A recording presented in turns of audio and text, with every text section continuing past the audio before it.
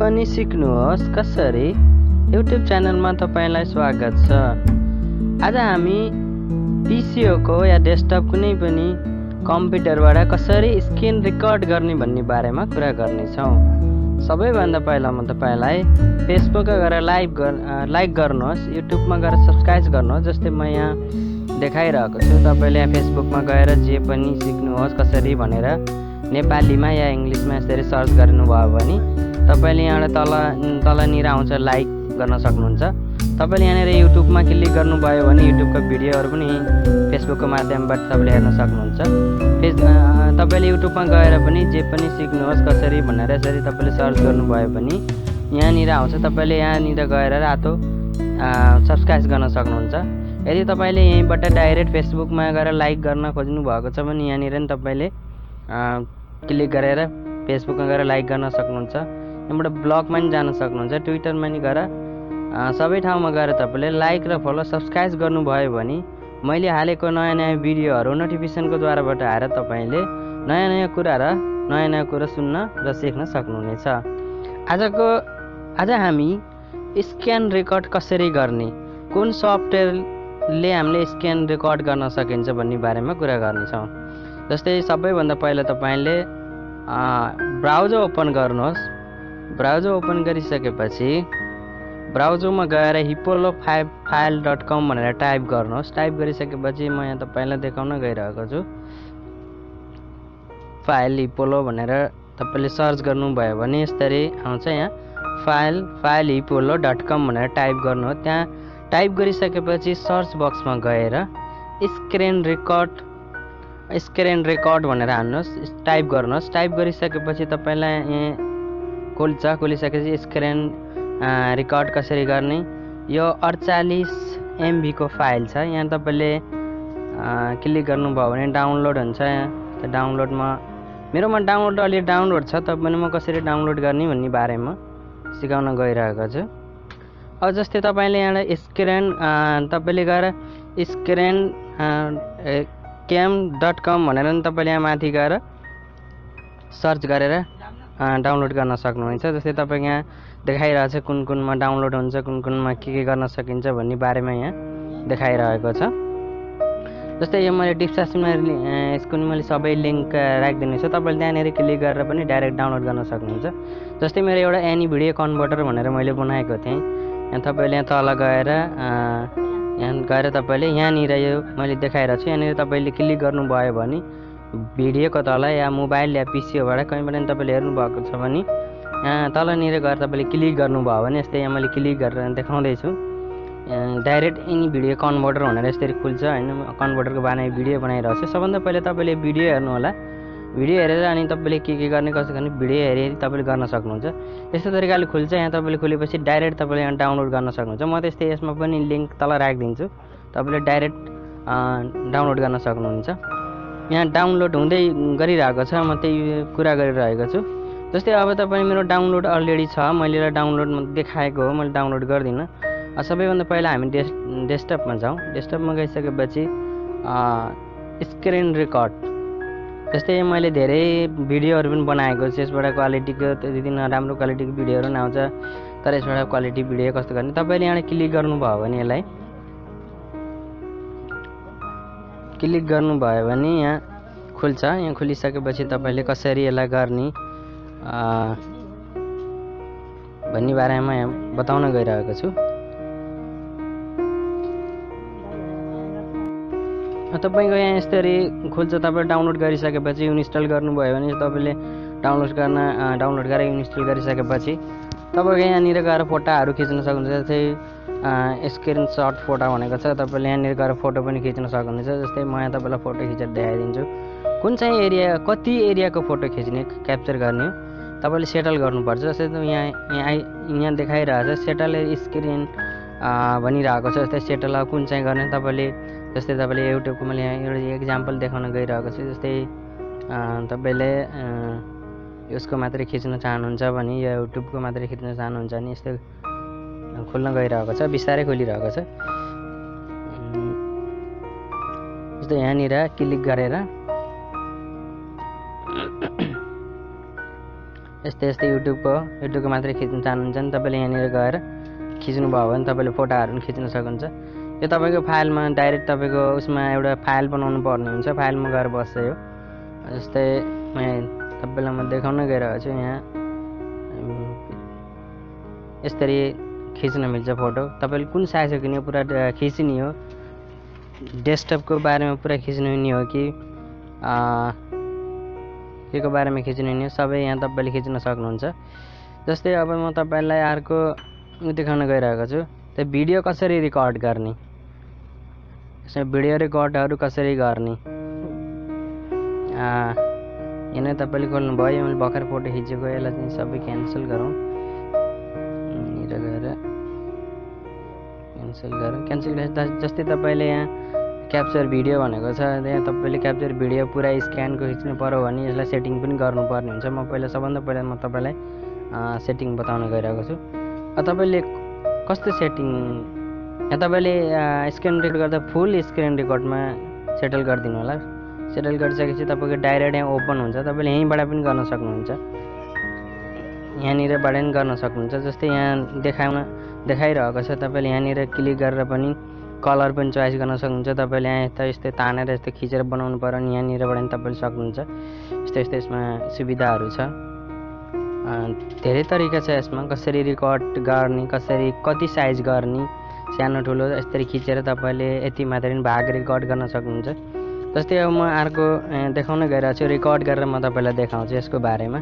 जस्तै यसलाई record start गरिदिनु भयो भने काउन्टडाउन सुरु हुन्छ। जस्तै 1 2 3 भनेर रेकर्ड हुन सुरु भइरहेको छ। जस्तै जे पनि सिक्नुहोस् कसरी युट्युब च्यानलमा तपाईँलाई स्वागत छ। अब हामी यो सुन्नेछौँ। जस्तै यसलाई रेकर्ड स्टार्ट गरिदिनु भयो भने काउन्टडाउन सुरु हुन्छ। जस्तै 1 2 3 भनेर रेकर्ड हुन सुरु भइरहेको छ। जस्तै जे पनि सिक्नुहोस् कसरी युट्युब च्यानलमा तपाईँलाई स्वागत छ। अब हामी यो सुन्नेछौँ।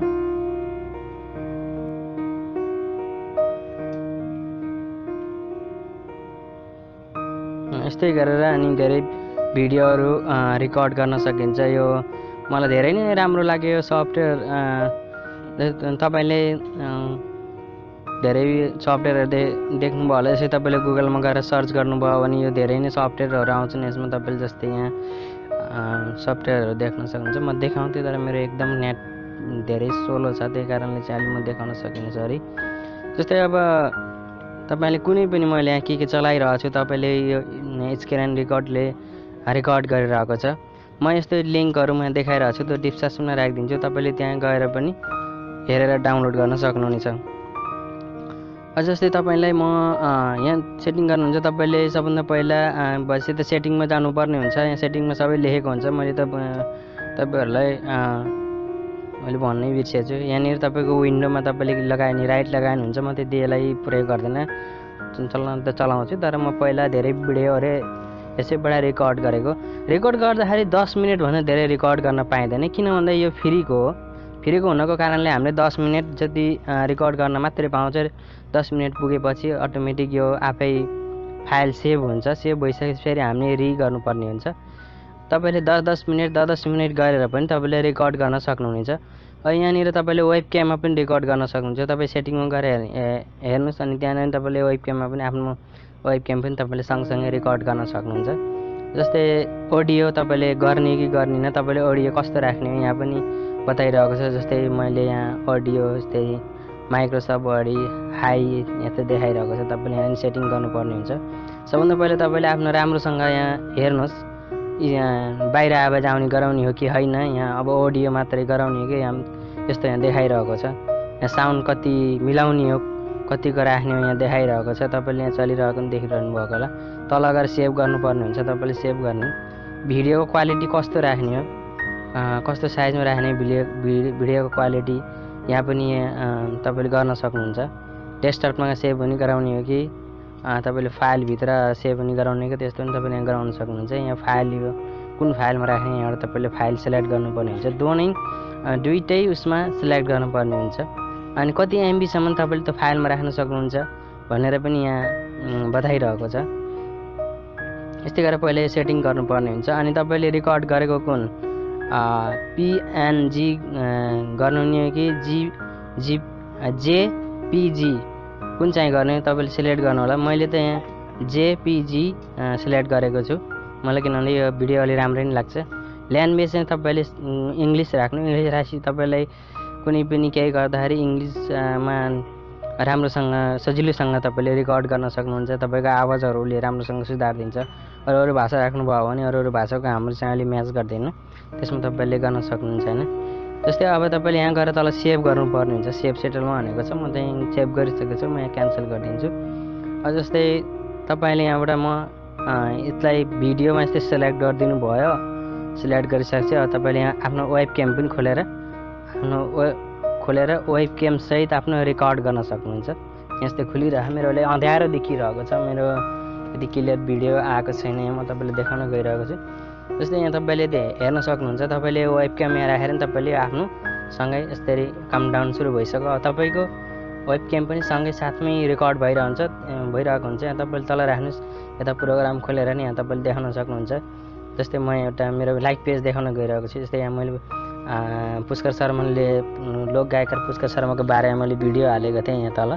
यहाँ यसरी तपाईँले यहाँ युट्युबमा गएर क्लिक गरेर पनि यसरी हेर्न सक्नुहुन्छ।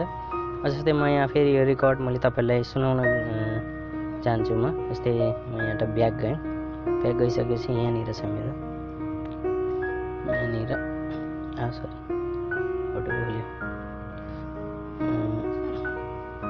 स्क्रिन रेकर्ड योनिर यो उसमा यहाँ गएर स्टप गर्ने। स्टप गरिसकेपछि यता स्टप फाइलहरू आउँछ, यहाँ तपाईँले क्लिक गर्नुपर्ने हुन्छ।